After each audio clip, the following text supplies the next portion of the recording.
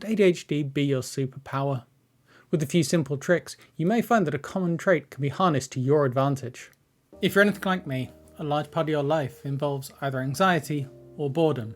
For those of us with ADHD, those are basically our default states. But what if I told you that between these two lies flow? It's a state of intense focus that neurotypicals only wish they could achieve quite as easily as those of us with ADHD. I'm Anthony, a former game designer and lecturer in creative game design, who also has ADHD. I've used flow in my work to help people keep engaged, but now I'm going to share those secrets with you.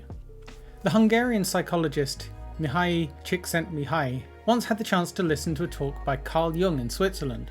He apparently found it so inspiring that he set out to study what was then the cutting-edge science of psychology. Perhaps his most famous theory was the concept of flow, or complete absorption in an activity. Csikszentmihalyi defined this as a state in which people are so involved in an activity that nothing else seems to matter. The experience is so enjoyable that people will continue to do so, even at great cost, for the sheer sake of doing it. For those of you with ADHD, this might not be an unfamiliar concept. We are the undisputed masters of doing something just for the sake of doing it, even if it's not a good idea. But where this truly touched on ADHD is that he explored where ability and challenge intersect. Too much challenge without enough ability, and we start to get anxious. Too much ability without a challenge, and we get bored. With no skill and no challenge, we're not even interested enough to get bored. So if you have ADHD, flow could be your superpower. It's hyperfocus, but used for good. So, what are the defining features of flow? Well, flow is about doing something, not about letting go. Mindfulness asks us to be in the moment. Flow tells us to actively engage with it. You won't often find flow in passive meditations. Instead, you tend to find it in video games and sports, things where you're actively interacting. Clear goals. In flow, you always know what you need to do next. Even if it's something as simple as trying to get a ball from one end of the field to the other, you still know exactly what you need to do at all times and how to achieve it. Immediate feedback. When you succeed, you know you've succeeded. When you fail, you know you've failed. There's no uncertainty, only the task and what needs to be done next. There's a challenge, but we're equal to it. Flow comes when you're good enough to succeed, but still not so good that you don't have to try. Flow is all about those tasks that are within your ability, but the ones you still have to work for. Full awareness of our actions. The counterpart to immediate feedback, you need to be fully aware of your actions. What you do is conscious and deliberate. You see the challenge, you respond to the challenge. Lack of distractions. This is more of a result than a goal. Imagine being so caught up in a task that you forget to eat, you forget to sleep, you even forget to go to the bathroom. Actually, that's just ADHD. But the good news is, it's also part of flow. Time has no meaning. Many of these factors combine to make time effectively meaningless. Without the outside world pressing in on us, we can fully immerse ourselves in a task. It's that moment where you realise that your belly's rumbling, that moment where you see the sunrise out of the window. That's when we fall out of flow. There's no fear of failure.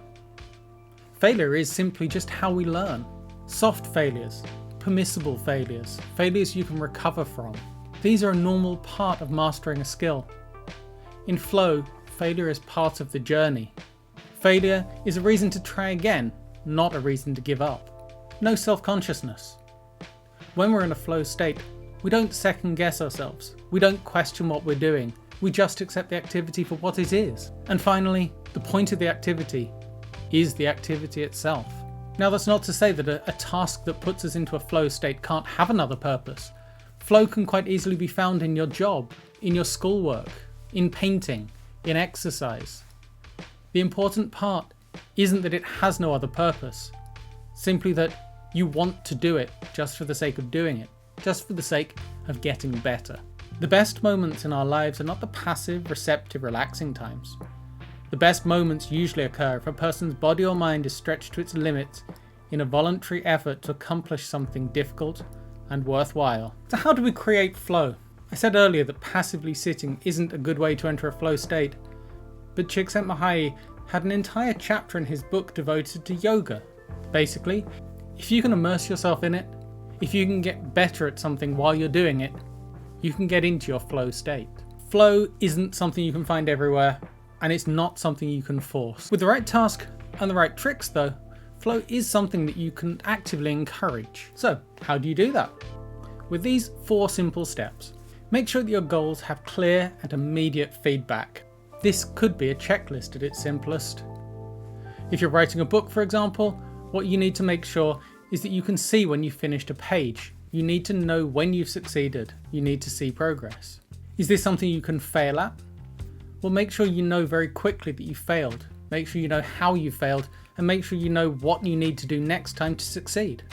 Break down the task into steps, things that you can see at each point. Have I succeeded? Have I failed? If you're a computer programmer, for example, you might want to keep compiling your program every so often. Make sure that you can see whether it works. If it doesn't work, you get a clear idea of what the bugs are and what you need to do next to fix them. To go back to your story, if you're writing a story, make sure that you can see the first and second draft, compare them, see how you've improved, and make sure you do compare so you can see that you're getting better. Allow yourself to be immersed in the topic. This means preparing. Yes, that's something you're going to struggle with, but it's very important that you make sure you're in a state where you can immerse yourself in a project, where you don't have to keep jumping out of it. So don't start a task right before bed. Don't start a task right before dinner. Don't start a task when you still have other things to do.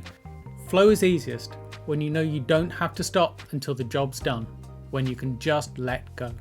You also shouldn't be multitasking. You shouldn't be trying to do 2 things at the same time. Complete one thing, immerse yourself in flow. Complete the other thing, immerse yourself in flow as you do that. You shouldn't be trying to switch between 2 different things. Pay attention to the moment and learn to love being in that moment. Flow is an active present state. You need to focus on the here and now, not what comes later, not the ending. If you let yourself be immersed in a flow state, you'll find that the ending comes soon enough. Think of it like a computer game. Sometimes you'll fail, but you'll get back up again. You'll keep going. Embrace your happy little accidents. Work to the best of your ability. Flow is what happens when the task is difficult, but you're good enough. If you make the task too easy, you'll find that you become bored. If you set your tasks too hard, you'll find that you become anxious. You need to find that moment where you are good enough and the task is hard enough. And when you do that, you'll enter into flow. Hours will disappear like minutes. So, as with everything in ADHD, this isn't always going to work. There'll be moments when you enter that perfect flow state. There'll be moments where you can't quite manage it. When it does work though, you're working with your ADHD, not working against it. And that can be a powerful moment for you. Whatever your struggle, you will have experienced flow in the past. So now, moving forward, learn to embrace it. If you're like me, a primarily inattentive type, you may have found that flow state in video games. If you're the more hyperactive type, maybe you found that flow state in running, or you found it in playing sports. And with all that said, I'd like to thank you for seeing this video through to the end. Just like every YouTuber, I'm now going to ask you, like, share, subscribe! I hope to see you again at my next video, but until then, goodbye.